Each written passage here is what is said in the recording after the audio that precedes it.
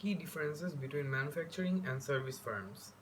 The key differences are customer contact, uniformity of input, labor content, uniformity of output, measurement of productivity, quality assurance. These differences are beginning to fade in many cases where these things are combined. So, in short, the output is tangible in manufacturing firm and the service firm it is intangible. Customer contact is low in manufacturing and high in service. Uniformity of output is high in manufacturing and low in service. Labor content is low in manufacturing and high in service. Uniformity of output is high in manufacturing and low in service.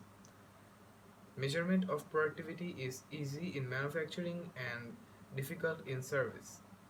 Opportunity to correct quality problems is high in manufacturing and low in service.